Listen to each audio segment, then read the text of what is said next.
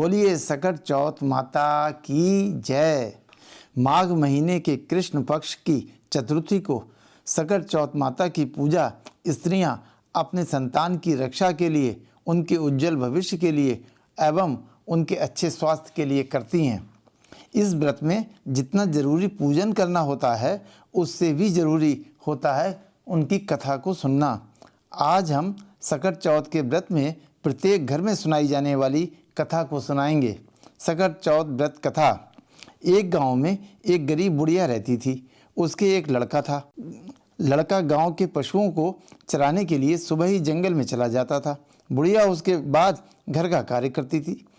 एक बार लड़के को गांव की ही औरतें मिल गईं और वो बोली कि तुम तो सुबह ही इस जंगल में चले जाते हो, लेकिन तुम्हारी माँ तुम्हारे जाने के बाद घर पर पकवान बना बना करके खाती है। लड़के ने कहा, ऐसा नहीं हो सकता। औरतों ने कहा कि विश्वास ना हो तो आज घर जा कर के खुद ही देख लो, थोड़ा जल्दी चले जाओ, खुद जा कर के देख लेना। उस दिन सकट चौथ था। लड़का घर जल्दी आ गया। उसने देखा कि माँ तिल भून रही है और तिलकुट बनाने की तैयारी कर रही है। बस लड़के को उन औरतों की बात सही लगी और सोचने लगा कि मैं तो जंगल में भूखा प्यासा घूमता हूँ और माँ घर में पकवान बना बना कर खाती है। ये सोचकर वो घर से नाराज होकर जाने लगा। बुढ़िया ने पूछा तो उसने कहा कि मैं तो जंगल में भूखा प्यासा रहता हूँ और आप पकवान बना कर खाती हैं। मैं अब यहाँ नहीं रहूँगा, मैं भी किसी दूसरे गांव में जाकर रहूँगा। बुढ़िया समझ गई कि किसी ने इसको सिखाया पढ़ाया है। बुढ़िया ने कहा कि बेटा, आज सकट है, ये सकट पूजा के तिल हैं। तुम्हें कभी भी कोई कष्ट हो तो तुम इन तिल को लेकर पूजा कर लेना, ध्यान कर लेना। यदि मैंने सच्चे मन से सकट की पूजा तुम्हारे लिए की हो तो तुम्हारी मुसीबत दूर भाग जाएगी। लड़के ने वो तिल ले लिए और दूसरे गांव के लिए चल दिया। जैसे ही वो रास्ते में जंगल में पहुंचा तो अचानक एक बहुत बड़ा शेर आ गया और वो उसी की तरफ झपटने के लिए आगे बढ़ने लगा। ये भी सच है कि जब भी डर लगता है तो सबसे पहले माँ ही याद आती है। उसे माँ के दिए तिल की याद आ गई और उसने तुरंत तिल हाथ में लेकर के ध्यान किया और मन में बोला, हे सकट माता, यदि आज मेरी माँ ने सच्ची मन से आपकी पूजा की हो तो ये शेर यहाँ से चला जाए। जैसे ही उसने ऐसा कहा, वो शेर अचानक दूसरी ओर चला गया और उसकी जान बच गई। बोलिए सकट माता की जय। वो आगे बढ़ा तो उसने देखा कि बाढ़ की वजह से नदी तूफानी अंदाज में तेजी से आगे बढ़ रही है। पार करना मुश्किल है। दूसरी तरफ घनघोर जंगल है। जंगल में शेर का डर उसे भयभीत कर रहा था और सामने तूफानी नदी आ रही थी। तभी उसे उन माँ के दिए हुए तिल की याद आई और उसने तुरंत तिल हाथ में लेकर सकट माता का ध्यान किया और बोला कि हे सकट माता, यदि मेरी माँ ने आपकी सच्ची पूजा की हो तो ये नदी शांत हो जाए और मुझे रास्ता मिल जाए, मैं नदी पार हो जाऊं। तुरंत चमत्कार सा हुआ और नदी शांत हो गई। उसे रास्ता मिल गया और वो दूसरे गांव में पहुंच गया। जब गांव में पहुंचा तो उसने देखा कि एक बुढ़िया पूरी बना रही है और रो भी रही है। लड़के ने उस बुढ़िया से पूछा कि पूरी तो खुशी में बनती है, तो तुम रो क्यों रही हो? बुढ़िया ने बताया कि इस गांव में परंपरा है कि जब आव पकता है तो उसमें एक इंसान की बलि दी जाती है। उसे आव में बैठाया जाता है। हर घर से किसी ना किसी एक का नंबर आता है। आज मेरे बेटे का नंबर है, आज उसकी बलि हो जाएगी, इसलिए मैं दुखी हूँ, लेकिन बलि से पहले उसको बढ़िया सा पूरी पकवान खिला दूँ, इसलिए पूरी बना रही हूँ।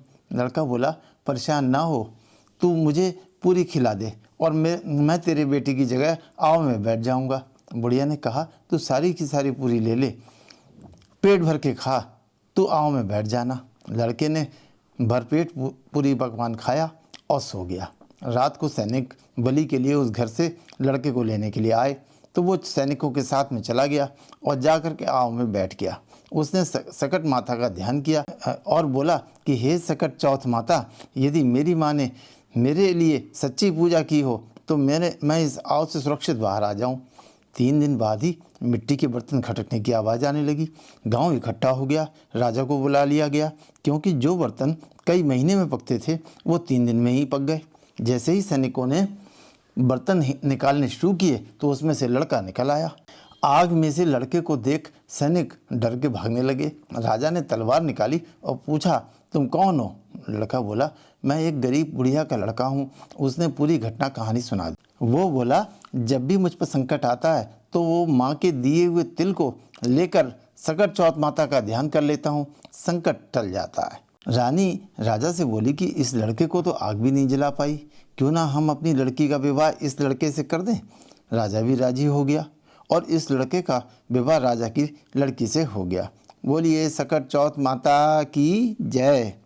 कुछ दिन बाद लड़के को अपने गांव अपनी माँ की याद आई तो उसने राजा से कहा। राजा ने बहुत सा धन आभूषण हाथी घोड़े देकर लड़की सहित उसे विदा कर दिया।